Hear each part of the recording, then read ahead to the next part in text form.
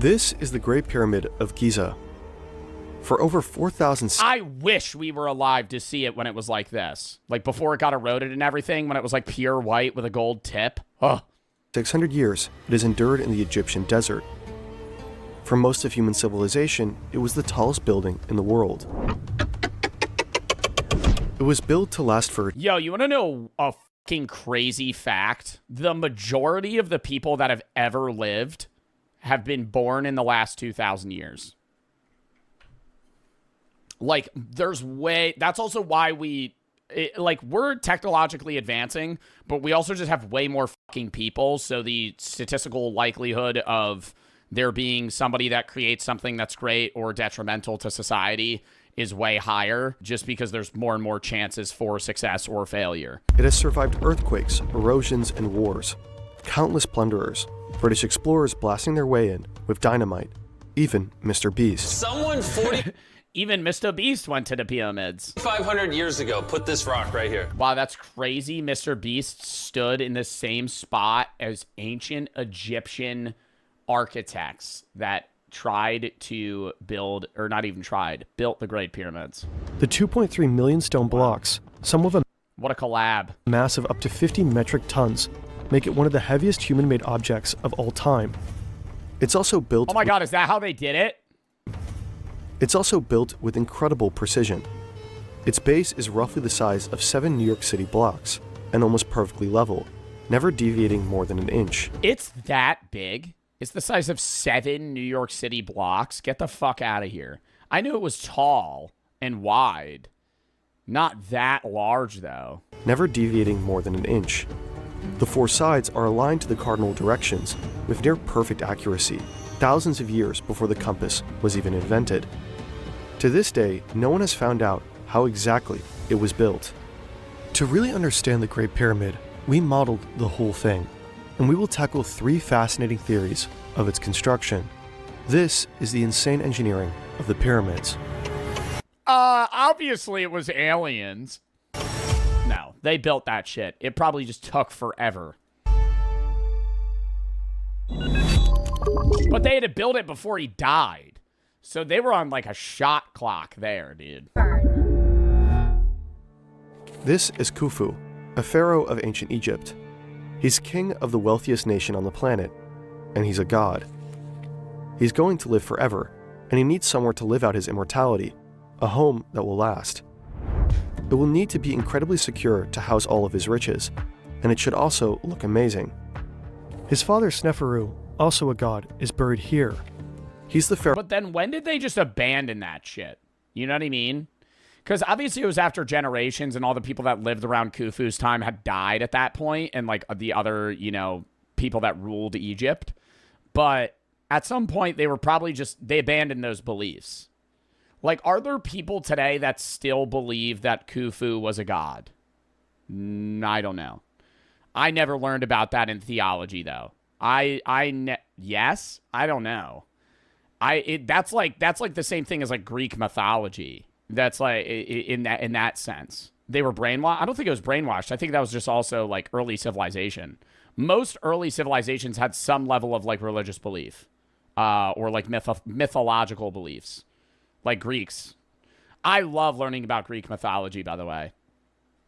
That's like my favorite. That's like my favorite shit to learn about, just because it really pans into like the human mindset and it humanizes the gods. Not in the effect that they're good, but it's like, hey, these people are assholes. Like, imagine giving a human godlike powers and letting them do whatever they want and making them immortal. That's Greek gods, right? Like, hey, they, you know, fucking kill people for fun.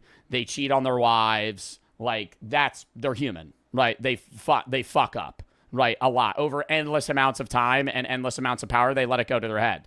Like, it's more realistic than like an all-powerful or like and all-good god, in my mind. Pharaoh who taught Egypt how to build its pyramids.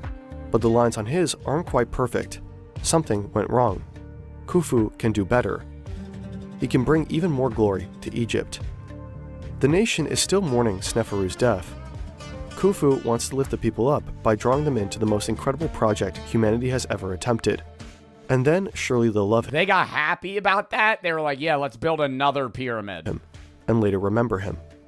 More than his dad. A project as grand and ambitious as the Great Pyramid can only be pulled off by a very wealthy and very organized nation. The nation of Egypt is just that, thanks in large part to the Nile. Every year, the Nile overflows and fertilizes the land with rich topsoil. This gives ancient Egypt the ability to grow excess crops to keep its production well fed, and to sustain a standing army. The army regularly goes out and terrorizes Egypt's neighbors, plundering their wealth to bring home for the pharaoh. So Khufu has all the money he needs to build something very, very extra. But money isn't everything. Khufu also needs the smartest architect to design a building that will set him up for eternity. There's only one man for the job, Khufu's half-brother, Hemiunu. He was born for the role, a once-in-a-generation. And did they have school for this? Like, I know school, like, early schooling was mainly, like, reserved for rich people. And, you know, in, like, Greek times, it would be, like, sons of kings or people that were nobles, right? Like, the rich people or, like, highly statused individuals were the ones that were taught. Is that the same thing in ancient Egypt? It still is. No, it's not. You still receive an education regardless of your money.